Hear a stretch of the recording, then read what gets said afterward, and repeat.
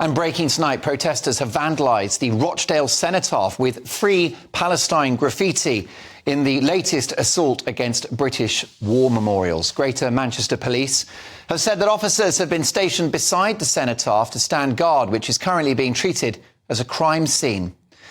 But on this occasion, it's too little too late. This week of all weeks, police forces up and down the country should be deployed to protect the memorials for our war dead. That is my view. I think cops should protect our history, our values, and the memory of those who gave their lives for the freedom we now enjoy. The incident comes as a spokesperson for Rishi Sunak revealed the Prime Minister believes a planned pro-Palestinian march would be provocative and disrespectful, with the Met Police also urging protesters to urgently reconsider. But Police Chief Sir Mark Rowley has stopped short of banning Saturday's protest because he says the threshold for disorder has not been met. Is he passing the buck? So tonight I'm asking in The Clash, should the government ban marches on Armistice Day? Let me know your thoughts. Mark at gbnews.com. Tweet me at gbnews and do vote in the poll. But to debate this, I'm delighted to welcome ex-Colonel Philip Ingram and human rights lawyer Shoaib Khan. Shoaib, let me start with you. Don't you think it's rather unedifying for the police to be begging these groups not to protest at a time when we are there to remember our war dead? No, you're right. It is unedifying to be begging them not to protest. They should be allowed to protest. I don't know why anyone's doing that. What we need to be doing, what should obviously be understood to be the case anyway, what the responsible mature leadership or the police would do is just remind people, obviously, don't be violent, don't be disruptive. We don't want community tensions there. So, obviously, if we had a mature leadership, that's what you're doing. You don't just impose blanket bans. And, like you were saying right at the start, and again now, talking about, the people that died, what they died for, fighting for our values, fighting for our freedoms. This is the freedom that they were fighting for. So we didn't allow our enemies in World War I to take away these freedoms. And now we allow the Metropolitan Police or the Tory leadership now to take those freedoms away. I think, if anything, Mr. Khan, that is the day we need to be out there protesting. There have always been officers during Remembrance Sunday, Armistice Day. Law and order is always kept. There are always troublemakers. And I think the Met Police and the government should put their foot down and make sure that those who gave their lives for the freedom that we now enjoy are actually properly honoured. Mr. Khan. Oh, sorry, Megan. No, but that's the thing. Why would they be dishonoured by that? The whole point is Armistice Day, ceasefire, peace. Dishonoured by people chanting messages of hate? On that, we don't think that, as far as I know, that's not even on the route. No one had even thought of the cenotaph or Whitehall before the Home Secretary started speaking about those. No one even connected that. That's not where we're going. But should there be any hate marches on this sacred weekend, Shoaib?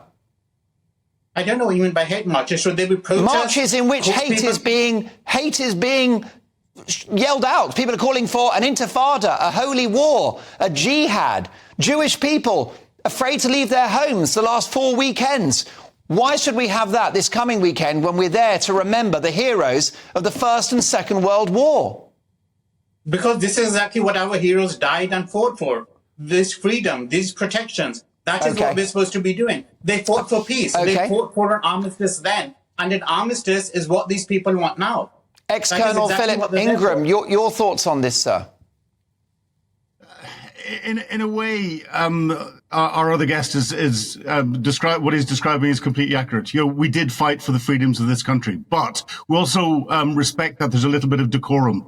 You'll not find people going and protesting if they disagree outside synagogues or outside churches at Christmas or outside mosques at different times if they disagree with what's going on. And I think the Metropolitan Police were quite mature in asking the organisers just to postpone it, not to cancel it. And we've already started to see where extreme elements of those that are latching on to the perfectly legitimate and peaceful protests are carrying out acts of vandalism or violent acts. We saw the attacking of a poppy seller in Waverley Station, Edinburgh last night. We've seen the daubing of pro-Palestinian graffiti on the memorial in Rochdale, and the police are now having to guard that. We've had statements in the Daily Mail that football thugs are going to try and protect the cenotaph in London. Well, all that's going to do is stir things up. And we've got those that are coming into the the pro-Palestine march coming through the same railway stations as the veterans who'll be in their medals and wearing their berets and getting ready for Armistice Day on Saturday and for Remembrance Sunday on Sunday. And that is going to be a point of real friction that's there. If the marchers, the pro-Palestine marchers, respected the fact that they've been given this freedom to march because people have sacrificed their lives, and they put that respect back again, I think they would hold a much better place in people's hearts in the country. It's just showing a little decorum. Colonel, does Shoaib Khan have a very good point? If you were to ban demonstrations this weekend, is that not against British values? It is, until it gets to the point where you identify a potential growing threat.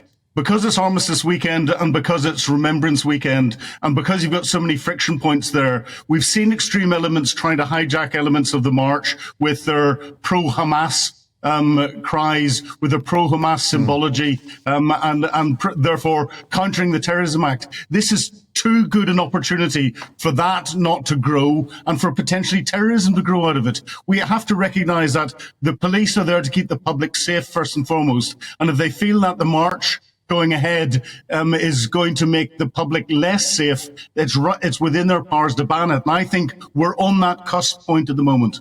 Shoaib, the bottom line is, don't you think this rather sacred weekend, it's disrespectful for anyone to go on a march other than to remember the war dead? It's about the timing. They can go on Friday.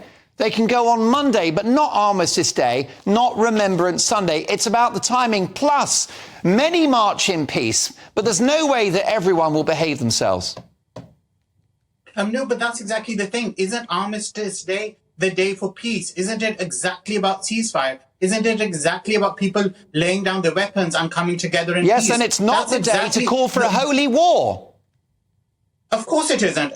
But do we think a Friday is fine for that? Are you saying Friday is fine for that? No. I don't think you are. And that's no day is fine for that, but particularly not Saturday and Sunday when we remember our heroes of two world wars. There's no particularly about that.